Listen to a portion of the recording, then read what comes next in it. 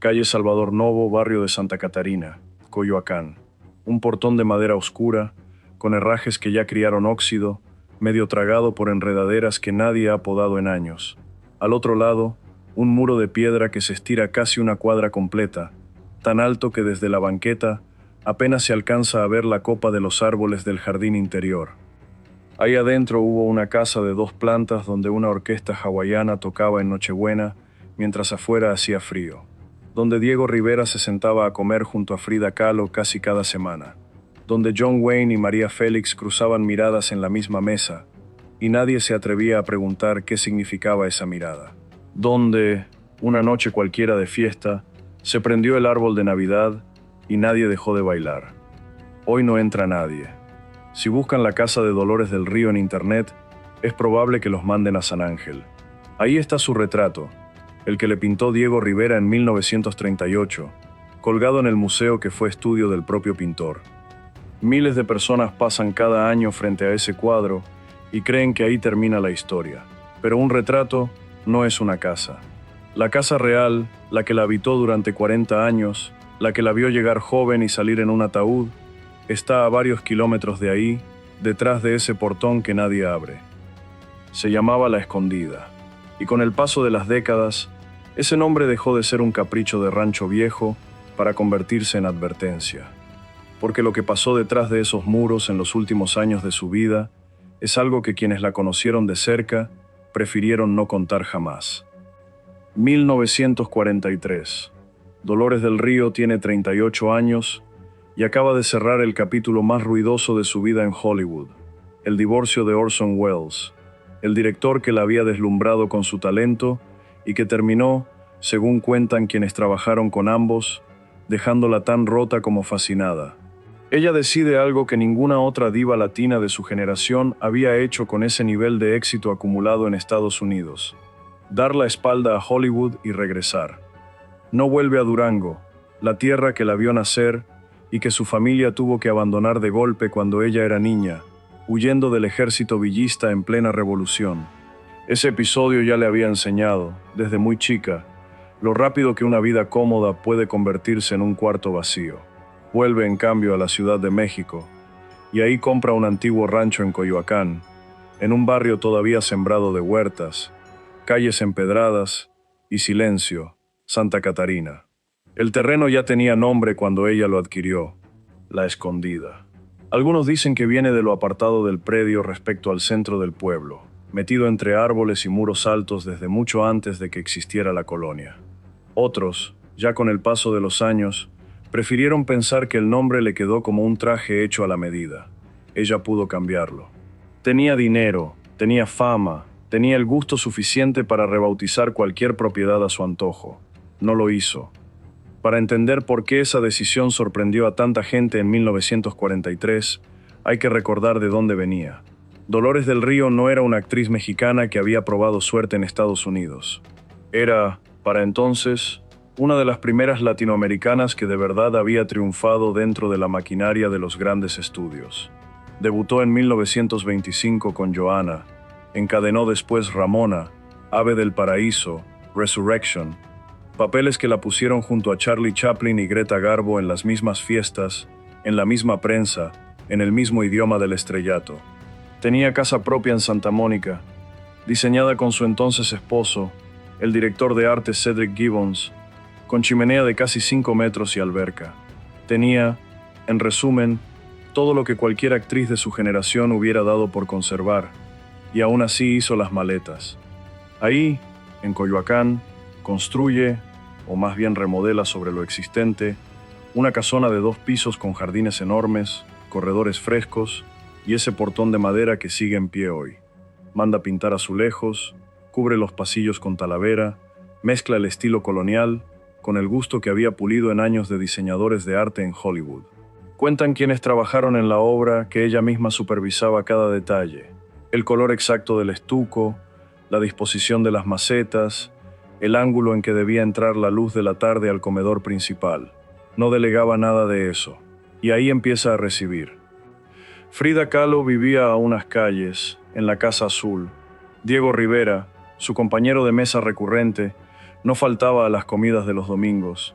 María Félix llegaba con la misma seguridad con la que entraba a cualquier salón de la ciudad, sabiendo que ahí también era protagonista.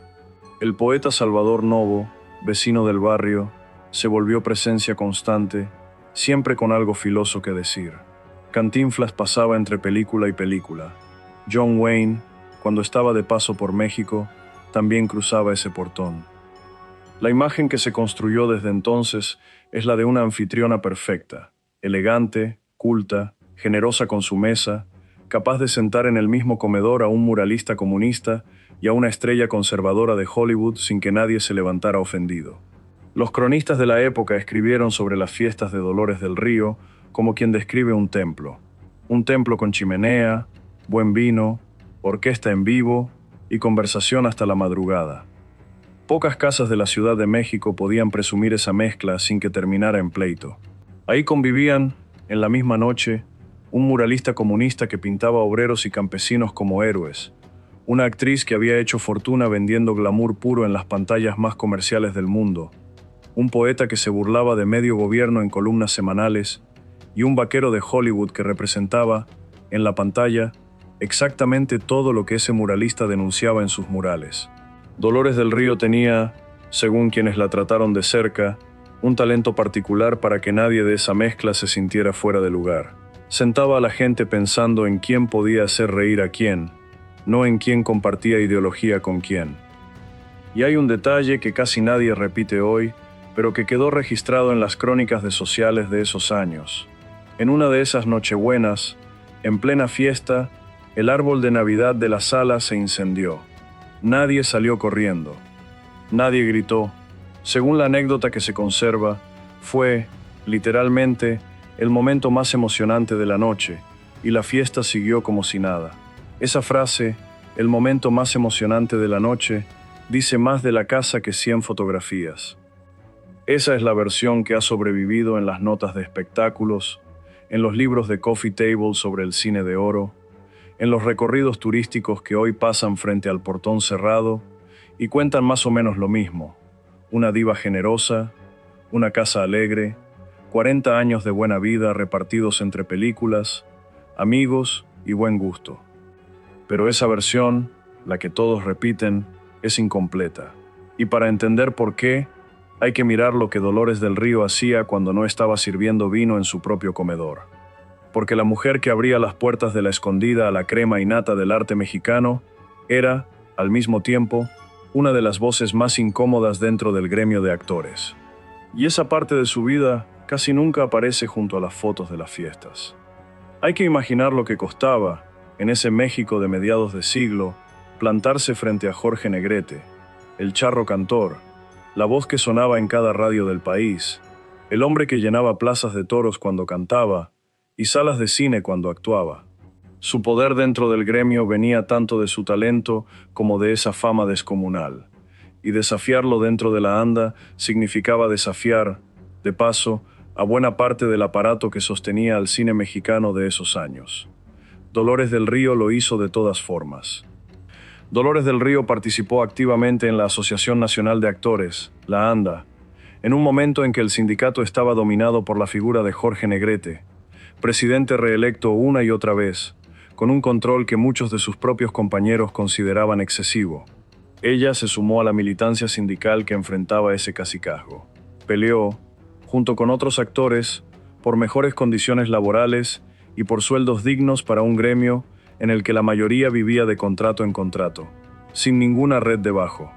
Fue pieza clave en la fundación de estancias infantiles para hijos de actrices que trabajaban de sol a sol, y en la creación de una casa de retiro digno para artistas que llegaban a la vejez sin nada, después de haber llenado salas enteras. Ese dato cambia el tamaño del personaje.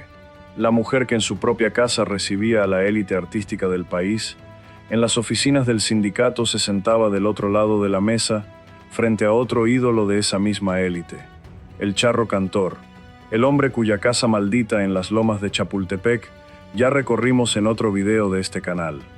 Dos leyendas de la misma época, enfrentadas por el control de un gremio entero, y las crónicas de espectáculos casi nunca mencionaron ese choque con el mismo detalle con el que describían sus estrenos. Hay algo casi cinematográfico en imaginar esas dos escenas de la misma semana. El martes, Dolores del Río discutiendo condiciones laborales en una junta sindical tensa, defendiendo a actrices de reparto que ganaban una fracción de lo que ella cobraba por película, chocando de frente con la maquinaria política que Negrete había construido dentro de la ANDA a punta de reelecciones. El domingo siguiente, la misma mujer recibiendo en su jardín a ese mismo gremio, sirviendo la comida con sus propias manos, brindando por la salud de todos, incluidos quienes la habían votado en contra apenas unos días antes. Esa doble vida, la anfitriona impecable y la sindicalista incómoda, es la que ninguna biografía superficial logra sostener al mismo tiempo. Y es también la que mejor explica por qué tanta gente distinta, con intereses tan distintos, seguía cruzando ese portón año tras año. La Escondida, mientras tanto, seguía llenándose los fines de semana. Los registros de la época y las memorias de quienes vivieron en el barrio hablan de un ritmo constante durante toda esa primera década. Comidas los domingos, cenas entre semana, visitas que llegaban sin avisar porque sabían que la puerta estaría abierta. La casa tenía fama de no cerrarle la puerta a nadie que llegara con algo interesante que decir. Los vecinos de Santa Catarina se acostumbraron al ir y venir de automóviles elegantes por una calle empedrada que hasta entonces solo conocía carretas y bicicletas. Y sin embargo, algo empieza a cambiar conforme avanzan los años 50. Las listas de invitados que antes sumaban decenas de nombres se van achicando poco a poco, casi sin que nadie lo note al principio. Las crónicas dejan de describir fiestas multitudinarias con orquesta y empiezan a hablar de reuniones más pequeñas, casi familiares, 5 o 6 personas, siempre las mismas. Algunos lo atribuyeron a la edad, a que una mujer que ya pasaba los 50 simplemente prefería una copa de vino en silencio a una fiesta hasta el amanecer. Otros, a que Dolores del Río se había cansado de compartir su casa con medio México después de tantos años haciéndolo. Pero hay quienes, ya entrados los años, empezaron a mencionar otra razón, una que tenía nombre y apellido y que llevaba viviendo a unas cuadras de la Escondida desde mucho antes de que nadie se diera cuenta de por qué. Vale la pena detenerse un segundo en lo que significaba, en ese entonces, que una mujer célebre decidiera achicar su propio círculo social por voluntad propia. En la lógica de Hollywood y del cine mexicano de esos años, la exposición pública era casi una obligación contractual. Cuantas más fiestas, cuantas más fotos, cuantas más portadas, mejor para la carrera. Que Dolores del Río empezara a restarle invitados a su propia mesa, en pleno auge de su fama, no encajaba con ese guión. O ella había dejado de necesitar esa exposición porque ya tenía todo lo que quería, o algo dentro de esa casa había empezado a pesar más que las ganas de seguir mostrándola al mundo. Emilio Fernández, El Indio, el director detrás de María Candelaria y Enamorada, 2 de las películas que consagraron a Dolores del Río como el rostro más reconocible del cine mexicano, dentro y fuera del país, se mudó al barrio de Santa Catarina en algún momento de esos años. La versión que ha circulado entre quienes conocieron a ambos es simple y a la vez incómoda. Lo hizo para estar cerca de ella. Se dice que el Indio estuvo enamorado de Dolores del Río durante buena parte de su vida. No un enamoramiento de juventud que se apaga con los años y una boda de por medio, sino algo más terco. Algo que sobrevivió a que ella se casara, se divorciara, volviera a casarse. Un cariño que nunca tuvo respuesta y que, según cuentan quienes trabajaron con él en los sets de filmación, tampoco se apagó nunca del todo, aunque él jamás lo dijera en público con esas palabras. Imaginen la escena que describen quienes vivieron ahí en esos años. 2 figuras del cine más grande que ha dado este país, viviendo a unas cuadras de distancia, cruzándose en las mismas calles empedradas camino al mercado, coincidiendo en las mismas fiestas del barrio, saludándose con la cortesía exacta que exige la buena educación, sin que ese cariño no correspondido dejara nunca de estar presente entre los dos, como un peso que ninguno nombraba en voz alta pero que todo el barrio terminó por dar por sentado. Hubo quien lo notó incluso en las formas más pequeñas. Una vecina, décadas después, contaría que el Indio tenía la costumbre de pasar frente al portón de la Escondida más veces de las que cualquier trayecto normal justificaba. Que a veces se detenía ahí, sin tocar, sin anunciarse, solo mirando el muro un momento antes de seguir su camino. Nadie sabe si esa anécdota es exacta al pie de la letra o si con los años creció, como crecen todas las historias de barrio. Pero circuló durante mucho tiempo, y nadie cercano a ninguno de los dos salió jamás a desmentirla. Nadie sabe con exactitud cómo se conocieron Dolores y Riley, y las versiones que circulan varían según quien las cuente.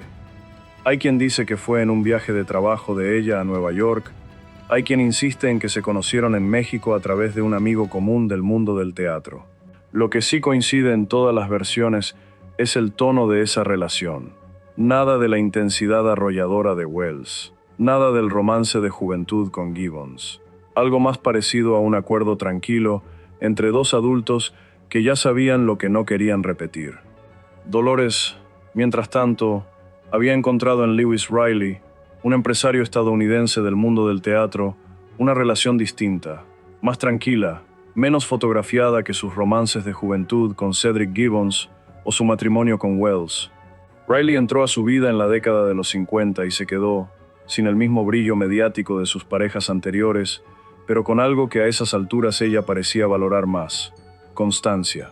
Se casaron en Nueva York en 1959 y él se instaló también en La Escondida, compartiendo techo con la mujer que, a unas calles de ahí, seguía siendo el centro gravitacional de la vida de otro hombre.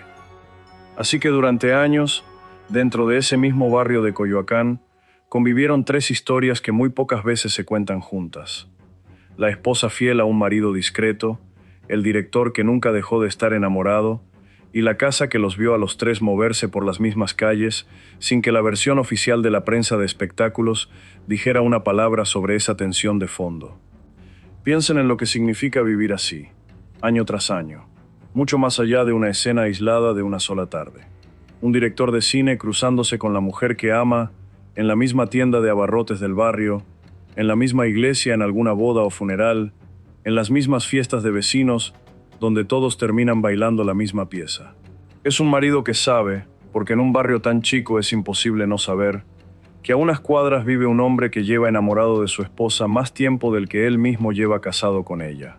Y es, sobre todo, una mujer que decide, cada mañana durante 40 años, seguir viviendo exactamente ahí, sin mudarse, sin poner tierra de por medio, como si esa cercanía incómoda fuera, a su manera, parte del trato que había hecho con su propia historia. Quienes insisten en que esto fue solo un rumor de barrio tienen un punto. Nadie de los tres dejó jamás una declaración pública sobre el tema, ni Dolores, ni Riley, ni el indio. Los tres murieron sin aclarar ni negar absolutamente nada. Pero el silencio, en este caso, no prueba que no pasara nada. Prueba, sobre todo, que los tres decidieron que eso se quedaba adentro de los muros de La Escondida, y que ahí se quedó. Y esa no fue, ni de lejos, la única sombra que terminó cayendo sobre esa casa. Hay un detalle que casi ninguna nota de espectáculos menciona cuando habla de las fiestas legendarias de Dolores del Río, y que sí aparece, casi al margen, en las crónicas de barrio de Coyoacán. Entre los invitados que pasaron por La Escondida estuvo, al menos en una ocasión, el duque de Windsor, el mismo hombre que en 1936 renunció al trono de Inglaterra para casarse con una estadounidense divorciada, un escándalo que sacudió a media Europa y que la prensa de la época retrató como una traición a la corona. Que un exiliado de esa magnitud, ex-rey de un imperio, terminara sentado a la mesa de una casa en Coyoacán, dice algo sobre el tipo de círculo que Dolores del Río había construido. No era solo un círculo artístico, era un círculo con acceso a un mundo que casi nadie más en México podía tocar. Piensen en lo que implica esa cena, si de verdad ocurrió como se cuenta. Un hombre que había renunciado a un trono por amor, sentado frente a una mujer que había renunciado a Hollywood por decisión propia, en un jardín de Coyoacán con la luz de las velas, reflejándose en los mismos azulejos pintados a mano que hoy nadie limpia. Dos formas distintas de dar la espalda a un mundo que las adoraba. Y no fue la única propiedad de Dolores del Río marcada por el secreto y el abandono con el paso de los años. En Durango, la casa donde nació, en pleno centro histórico de la ciudad, pasó por algo parecido. El gobierno estatal intentó comprarla en algún momento para restaurarla y convertirla en museo dedicado a la actriz. La negociación con los dueños nunca llegó a buen puerto. El trato se cayó y esa propiedad quedó, en parte, abandonada. Dos casas, en dos extremos del país, ligadas a la misma mujer, y ninguna de las dos terminó abierta al público. Como si algo en la manera en que Dolores del Río se relacionaba con sus propios espacios estuviera condenado, una y otra vez, a quedarse cerrado. Y ese acceso, esa red de contactos que iba de Diego Rivera a la realeza exiliada europea, es exactamente el tipo de poder que rara vez se sostiene sin un costo personal. El costo, en el caso de Dolores del Río, empezó a notarse en su salud. Los registros biográficos hablan de un deterioro que se extendió durante muchos años antes de su muerte, no de una enfermedad repentina ni de un diagnóstico único que uno pueda señalar con fecha exacta. Fueron años en los que siguió apareciendo en público cuando el compromiso lo exigía, siempre impecable, siempre con esa disciplina de actriz entrenada durante medio siglo para sostener una imagen frente a cualquier cámara. Y fueron años, también, en los que esa misma disciplina servía para tapar lo que pasaba puertas adentro. Los vecinos que aún recuerdan esa época describen un cambio casi imperceptible al principio. Los autos que antes estacionaban a lo largo de toda la cuadra los sábados por la noche, con el tiempo, se redujeron a uno o dos. Las luces del jardín, que antes se veían encendidas hasta la madrugada, empezaron a apagarse más temprano. Nada de esto habría llamado la atención de nadie si se tratara de cualquier otra casa del barrio. Pero se trataba de La Escondida, la casa que durante 30 años había marcado el ritmo social de toda la colonia. Que se apagara, aunque fuera poco a poco, era una noticia en sí misma, aunque nadie la escribiera en ningún lado. La placa que hoy está clavada en el muro exterior de La Escondida dice, con esa sencillez fría que solo tienen las placas conmemorativas, aquí vivió de 1943 a 1983 Dolores del Río, eximia actriz mexicana, gloria nacional. 4 décadas resumidas en una sola línea de bronce, sin una palabra sobre lo que costó sostener esa casa abierta durante los primeros años y cerrada durante los últimos. Porque el patrón, si uno junta las piezas con cuidado, es claro. La casa que en los años 40 y 50 recibía decenas de invitados por semana, en los años 70 y principios de los 80 apenas recibía visitas. El círculo se había reducido a lo mínimo. Riley, alguna que otra vieja amistad, poco más. Y quienes seguían entrando salían de ahí sin contar demasiado, como si el portón de madera funcionara también como un acuerdo tácito de confidencialidad. Quienes la vieron en sus últimas apariciones públicas, entregando premios, inaugurando alguna exposición, sentada en primera fila de algún homenaje, coinciden en algo. Nunca faltó a su papel. El cabello siempre perfecto, la voz siempre firme, la sonrisa exacta para cada cámara. Esa misma generación de actrices había aprendido, desde jóvenes, que el público no perdona la grieta. Y ella, mejor que nadie, sabía sostener la fachada. El problema, para quien intenta reconstruir hoy lo que pasaba puertas adentro, es justamente ese. La disciplina que la hizo una estrella funcionó también, durante años, como cortina. Fue justo en esos años, los que casi nadie vio desde afuera, cuando La Escondida terminó de cerrarse del todo. Los últimos años de Dolores del Río dentro de esa casa son, hasta hoy, el tramo más oscuro de toda su historia. No porque haya un documento que lo demuestre con nombre y fecha exacta, sino por todo lo contrario, porque casi nadie que estuvo ahí adentro dejó un testimonio completo. Las entrevistas de esos años la muestran serena, incluso filosófica, hablando de trabajo constante y de mirar siempre hacia adelante. Nunca hacia atrás, decía. Nadie que la escuchó en esas últimas entrevistas notó, o quiso notar, que detrás de esa serenidad había una casa cada vez más cerrada. Lo que sí se sabe, porque quedó documentado, es esto. Lewis Riley se quedó a su lado hasta el final. Fue, según todas las versiones, un matrimonio sólido, silencioso, sin el brillo mediático de sus romances anteriores, pero sostenido a lo largo de 2 décadas y media. La casa, que alguna vez fue escenario de orquestas y comidas multitudinarias, se convirtió en el espacio privado de una mujer que decidió, cuarto por cuarto, protegerse del mundo que la había hecho famosa. Fue Orgullo, una actriz acostumbrada a que la vieran perfecta en la pantalla grande, negándose a que la vieran envejecer frente a las mismas cámaras que alguna vez la adoraron sin condiciones. Fue el peso acumulado de una salud que se apagaba lento, año tras año, y que ella prefirió vivir puertas adentro, sin testigos incómodos. Fue, también, la sombra larga de el Indio Fernández, viviendo a unas calles, recordándole todos los días, aunque fuera sin cruzar palabra, un cariño que ella nunca pudo o quiso corresponder del todo. Nadie que haya tenido las tres respuestas las puso jamás por escrito.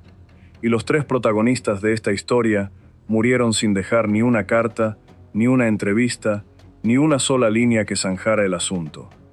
Los pocos empleados domésticos que trabajaron ahí en esa última década, los que en teoría más habrían visto, tampoco dejaron memorias, ni entrevistas tardías, ni ese tipo de testimonio que suele aparecer años después de la muerte de una celebridad, cuando alguien decide finalmente hablar. Con Dolores del Río, ese alguien nunca apareció. Ni un chofer, ni una cocinera, ni un jardinero salió jamás a contar, con pelos y señales, cómo era un día cualquiera dentro de La Escondida en 1980. Ese silencio colectivo, sostenido durante más de 40 años, es en sí mismo un dato. O el círculo que la rodeó fue extraordinariamente leal, o hubo algo dentro de esa casa que todos, sin ponerse de acuerdo, decidieron que no les correspondía contar. Dolores del Río murió el 11 de abril de 1983, dentro de esa misma casa que había cerrado poco a poco durante 40 años, después de un declive de salud que sus biógrafos describen largo y silencioso. La noticia corrió por todo el país en cuestión de horas. Los periódicos sacaron ediciones especiales, el cine mexicano completo se declaró de luto, y en las notas de esos días se repite una y otra vez la misma palabra: discreción. Se recuerda que sus últimos años fueron discretos, que su despedida fue discreta, que ella, la mujer que alguna vez llenó salones enteros con su sola presencia, decidió irse casi sin ruido, algo que contrastaba de forma evidente con la magnitud de todo lo que había representado. En su testamento, donó su colección de obras de arte al Instituto Nacional de Bellas Artes, para que se exhibieran en distintos museos de la Ciudad de México, el Museo Nacional de Arte, el Museo de Arte Carrillo Gil y también, con una ironía que nadie planeó, el Museo Casa Estudio Diego Rivera y Frida Kahlo, en San Ángel. El mismo museo donde hoy la gente va a buscarla sin saber que su casa real, la que de verdad la escondió, queda del otro lado de la ciudad. Es como si, incluso después de muerta, hubiera encontrado la manera de mandar a todo el mundo a mirar en la dirección equivocada. La Escondida quedó en manos de Riley. Él, viudo, terminó por instalarse en Acapulco, donde con el tiempo se volvió una figura relevante en el auge turístico que vivió el puerto. Pero la casa de Coyoacán, la que había sido suya durante casi 25 años, quedó atrás. Con el tiempo, la propiedad pasó a manos de un banquero mexicano, y desde entonces prácticamente nadie fuera de ese círculo ha vuelto a entrar. No hay recorridos turísticos oficiales, no hay placa que invite a tocar el timbre, no hay museo, solo el portón, la placa de bronce y el silencio. Nadie ha intentado, hasta donde se sabe, convertir La Escondida en un espacio abierto al público, como sí ocurre unas calles más allá con la Casa Azul de Frida Kahlo, convertida hace décadas en uno de los museos más visitados del país. La casa de la mujer que llenó ese mismo barrio de fiestas durante 40 años sigue siendo, hasta hoy, propiedad privada, cerrada, escondida, otra vez, con todas las letras. Hoy, si caminan por la calle Salvador Novo, en Coyoacán, van a encontrar el mismo portón de madera que aparece en las pocas fotografías que sobrevivieron de esa época. El mismo que retrató alguna vez el fotógrafo Héctor García con Dolores del Río, posando justo ahí, como dueña absoluta de ese umbral. Detrás sigue la misma casa.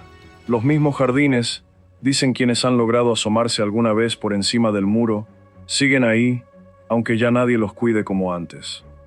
Lo que no va a encontrar nadie, ni en ese portón ni en ningún archivo, es una respuesta clara a lo que realmente pasó dentro de esos muros durante los últimos años de Dolores del Río. La versión oficial habla de una diva que se retiró con dignidad, rodeada de un marido fiel, dedicada al arte y al sindicato hasta el final.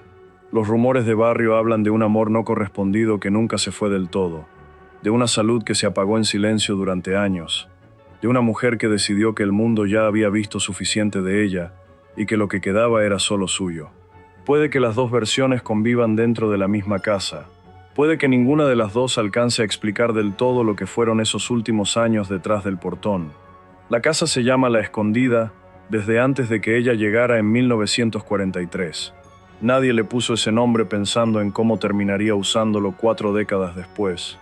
Y hasta hoy, nadie que haya vivido ahí dentro en esos últimos años ha contado, con nombre y apellido, qué fue exactamente lo que Dolores del Río decidió esconder detrás de esos muros de piedra.